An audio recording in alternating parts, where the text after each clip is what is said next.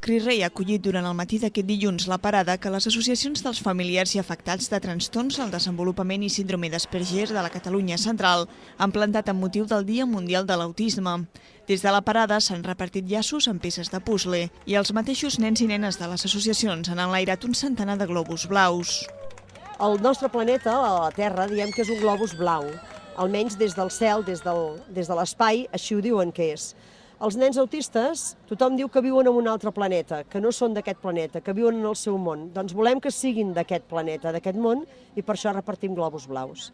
Les associacions han sortit al carrer amb l'objectiu de fer visibles aquestes malalties de l'espectre autista, sobretot per a pares i mares que encara no s'han atrevit a contactar amb l'associació. Hem fet moltes primeres visites de famílies que s'han interessat, però no acaben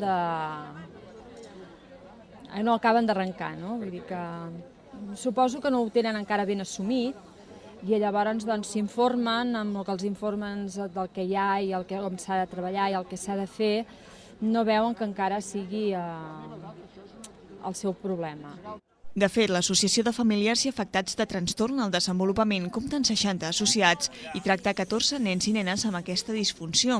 I l'Associació Síndrome d'Asperger de la Catalunya Central, amb seu a Sant Joan de Vilatorrada, dona suport a una trentena de famílies i 22 nens i nenes. A més de la parada d'aquest dilluns, les dues entitats han organitzat una xerrada per informar de les afeccions de l'espectre autista a les famílies. Serà l'últim dimecres d'aquest mes d'abril a la Fundació Universitària del Bages.